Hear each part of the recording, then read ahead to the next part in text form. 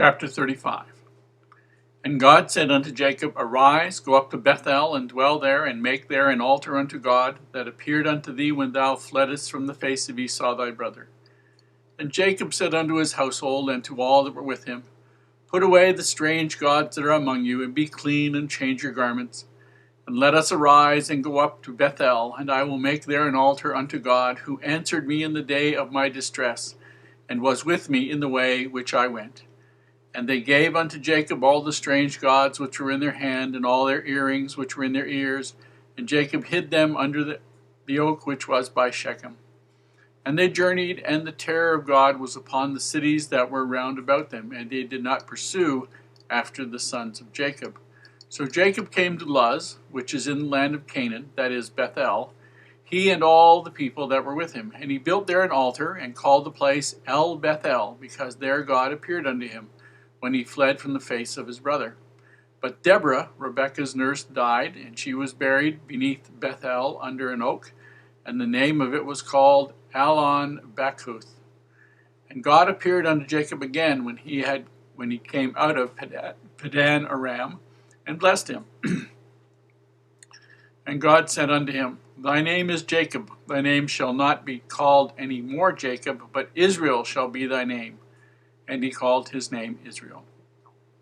And God said unto him, I am God Almighty, be fruitful and multiply. A nation and a company of nations shall be of thee, and kings shall come out of thy loins. And the land which I gave to Abraham and Isaac, to thee will I give it, and to thy seed after thee will I give the land. And Jacob went up from him in the place where he talked with him. And Jacob set up a pillar in the place where he talked with him, even a pillar of stone. And he poured a drink offering thereon, and he poured oil thereon. And Jacob called the name of the place where God spake with him Beth-el. And they journeyed from Beth-el, and there was but a little way to come to Ephrath. And Rachel travailed, and she had hard labor. And it came to pass, when she was in hard labor, that the midwife said unto her, Fear not, thou shalt have this son also. And it came to pass, as her soul was departing, for she died, that she called his name Benoni, but his father called him Benjamin. And Rachel died, and was buried in the way to Ephrath, which is Beth-lehem. And Jacob set a pillar upon her grave. This is the pillar of Rachel's grave unto this day. And Israel journeyed and spread his tent beyond the tower of Edar. And it came to pass, when Israel dwelt in that land, that Reuben went and lay with Bilhah, his father's concubine. And Israel heard it. Now the sons of Jacob were 12. The sons of Leah, Reuben, Jacob's firstborn, and Simeon, and Levi, and Judah, and Issachar, and Zebulun. The sons of Rachel, Joseph, and Benjamin. And the sons of Bilhah, Rachel's handmaid, Dan and Naphtali. And the sons of Zilpah, Leah's handmaid, Gad and Asher. These are the sons of Jacob which were born to him in Padan Aram. And Jacob came unto Isaac his father unto Mamre, unto the city of Arba, which is Hebron, where Abraham and Isaac sojourned. And the days of Isaac were 180 years. And Isaac gave up the ghost and died, and was gathered unto his people, being old and full of days. And his sons Esau and Jacob buried him. This chapter gives us an idea that even though these individuals, these patriarchs, these mighty men of old, you want to call them that, live righteously, that their life is not easy. They do not have things simply. This earth is a time of trial and a place for that. And their children and the events in their lives are ones that break their hearts. Here we have an interesting set of circumstances. We have Jacob living righteously, got his 12 sons, and he hears from God, and basically he says, Arise, go up to Beth-el, and dwell there, house of God, be back to where he was, and make an altar unto God that appeared unto thee. And what he does is he starts to cleanse his family of something. Now you got to remember that these people, his sons, spoiled, took all the treasure, took all the things they could from the city of Shechem. They killed Hazor the king and Shechem his son, because Shechem raped Dinah, And these people had all of their treasures there. And it said, and he said, and they gave unto Jacob all the strange gods which were in their hand, and all their earrings which were in their ears. These would not have been things that I would think they would have worshipped themselves. These would have been things that they got from this city. And change your clothes, get rid of all this high-minded stuff, and quite likely the kind of clothing that they were wearing was pornographic or whatever. And so just go back to living the way they should. If you're going to go to the house of God, you'd better be ready for it. And Jacob goes up to Luz, but Luz was the old name. Beth-el is the new name for it. He built an altar.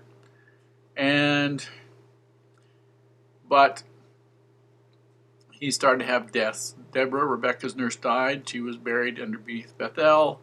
God appeared unto Jacob again and said, your name is Jacob, but now it's going to be Israel. And there are going to be fruitful, multiply, nations will come out of thee, kings will come out of thee. Jacob sets up a pillar in a place where he talked with God, puts a drink offering and oil on it. Those are all symbols of righteous things and consecration.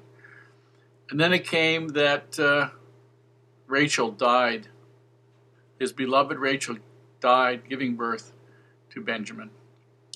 And she was buried in the way to Ephrath, which is Beth-lehem. He set up a pillar on her grave. And then, as if he hadn't had enough trouble, Reuben, his oldest son, committed adultery with Bilhah, his father's own concubine, secondary wife. And he heard of it, and I am sure this guy was just rocked by this. And he had enough troubles.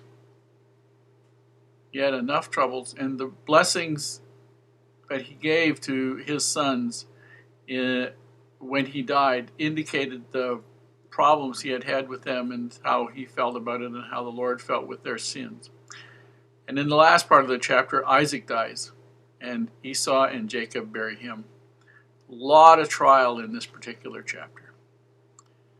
Life isn't easy just because you're living righteously. The point is, in the long run, it's worth it. It doesn't make it's going to be easy all the way through. Reuben, who was Jacob's eldest son, whose mother was Leah, his first wife, commits adultery with Bilhah, one of the secondary wives to Jacob, and in doing that, not only shames Jacob and Bilhah and himself, but he loses the right of what we might refer to as primogeniture. He loses the right to inherit all of Jacob's property.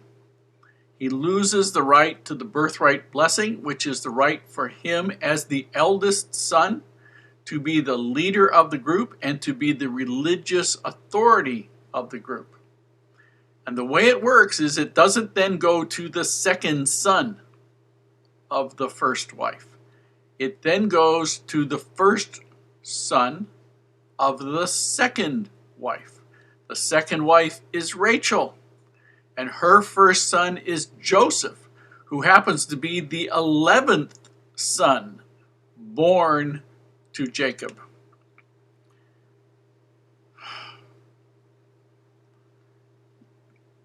Joseph, even though he was the second youngest son, was the legal inheritor of all that Jacob had. He was the legal heir to every possession. He was the legal heir to the birthright blessing. He was the legal heir to be the person in charge of the religious activities and the worship of the entire group. And as long as he maintained his integrity, his honesty, and didn't do anything stupid like Reuben, that's how it was. And that's why they hated him. That's one of the reasons why they hated him. The kid was righteous all the way through. But they hated his guts because he was blessed beyond measure. But all of them were unrighteous. They'd killed people, they'd looted people's homes, they'd stolen all kinds of stuff.